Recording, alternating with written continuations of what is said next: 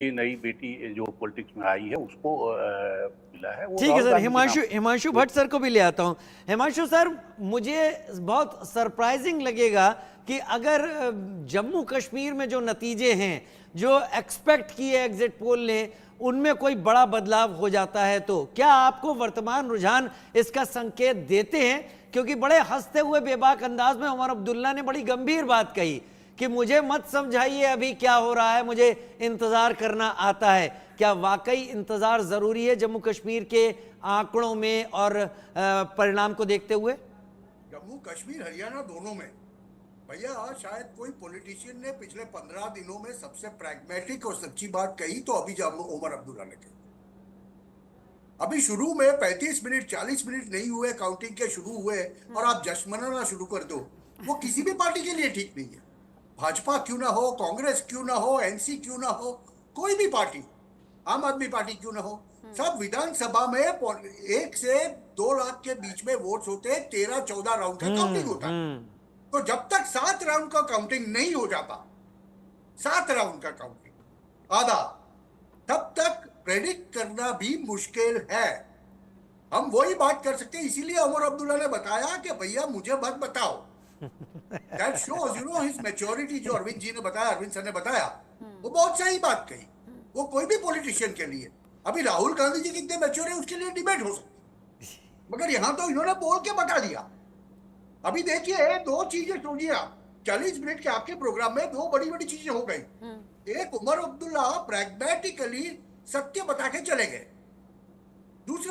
दूसरी जगह पे लोग जलेबा बेच के अगर 2 घंटे बाद बदल गया, अगर समझ लो 2 घंटे बाद कुछ बदल गया, तो वो कहाँ जाएंगे? चलिए, पेट तो भर ही चुका है। संदीप यादव जी से पूछ लेते हैं।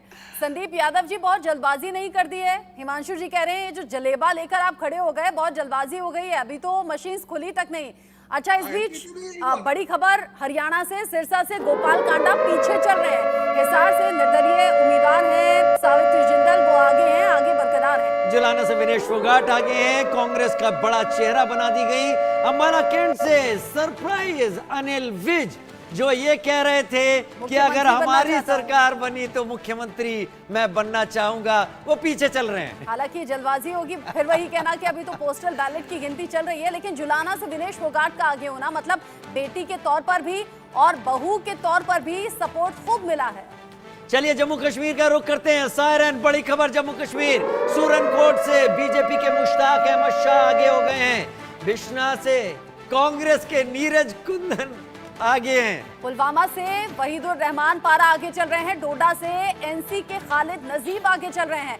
ये जो आगे पीछे का दौर है, ये अभी बहुत ज्यादा चलता रहेगा। अभी ये रुझान है, अभी पोस्टल बैलेट की गिनती चल रही है, ईवीएम खुलने अब शुरू हो जाएंगे, और ईवीएम जब खुलेंगे तो बहुत तेजी से हो सकता है ये नंबर्स बढ़े भी और हो सकता है ये नंबर्स बदले भी। अभी फिलहाल की ताजा जानकारी आप टीवी स्क्रीन पर देख रहे हैं। सबसे पहले जम्मू कश्मीर का आप जान लीजिए। 90 में से 83 सीटों के रुझान सामने आ रहे हैं, जहां पर बीजेपी बढ़त बनाए हुए 28 सीटों पर। और यहाँ 28 का मैं 28 से नहीं कहूंगी राजीव, क्योंकि यहाँ कांग्रेस 10 पर और एनसी 28 पर, यानी 38 में से देखूंगी। हालांकि अदर्स 12 है, उस पर भी निगाहें में बनानी होंगी। गठबंधन आगे, पीडीपी जाने इधर चली जाए या उधर चली जाए, 5 सीटों पर बढ़त बनाए हुए है। तो यहाँ अभी डाइसी मामला चल रहा है। लेकिन हरियाणा, जहाँ पर 57 सीटों पर कांग्रेस आगे चल रही है और यहाँ बीजेपी है 22 पर, लेकिन मेरी नजर है जेजेपी और आम आदमी पार्टी पर। अदर्स में 11 जरूर है, लेकिन जेजेपी और आम आदमी पार्टी जेजेपी में बड़ा सवाल यहां पर यह है कि पूर्व उप मुख्यमंत्री दुष्यंत चौटाला उचाना से पीछे चल रहे थे अभी तक। ये एक बड़ा सेटबैक हो सकता है, लेकिन शुरुआती है। हम बार बार कह रहे हैं ये सब शुरुआती हैं। अभी पोस्टल बैलेट कंप्लीट हुए ही होंगे या फिर हो रहे होंगे। मेरे साथ इस वक्त कई सारे मेहमान जुड़े हुए हैं। मैं एक बार फिर से हिमांशु भट्ट सर आपसे ही शुरुआत करूंगा और बाकी तक जाने की कोशिश करूंगा।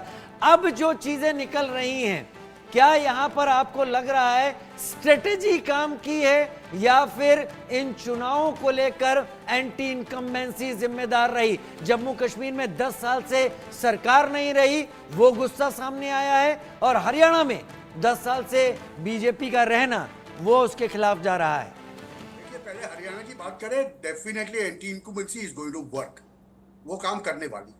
और एंटी इनकम्बेंसी की वजह से बीजेपी कम से कम 15 से 20 सीट कम आएगी जो वो आना चाहती है। और जहां तक जम्मू कश्मीर का सवाल है, देखिए 10 सालों में मैं इसको ऐसे नहीं देखता, मैं इसको अलग तरीके से देखता हूं। अभी तक जितने चुनाव जम्मू कश्मीर के अंदर हुए उसके आप आंकड़े उठा के देख ले तो वोटिंग परसेंटेज कभी भी 15, 20, 25 से ज्यादा बढ़ा नहीं जी। वो 20-25% से लेके जब 60% का वोटिंग होता है, ये 60 और तो 70% के बीच की बात है। सही कह रहे हैं आप, सही कह रहे हैं। तो जनाधार क्या होता है वो हमें देखना पड़ेगा।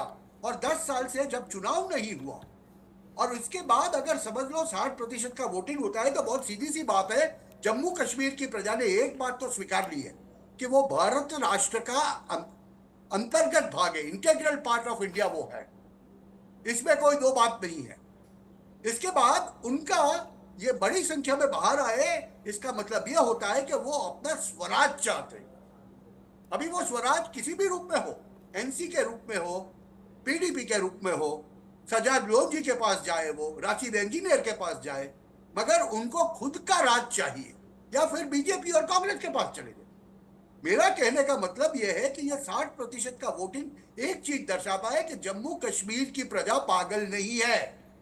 अभी तक 20-25% वोटिंग से 65% वोटिंग अगर जहां हो सकता है वहां वो बात एक निश्चित रूप से तय हो जाती है। सुखविंदर जी को मैं लाना चाहूंगा। सुखविंदर जी, एक बहुत बड़ा पॉइंट रखा है हिमांशु भट्ट जी ने। एक बार जब आप अपने हक का इस्तेमाल करना सीख जाते हैं, वो दौर जम्मू कश्मीर का जब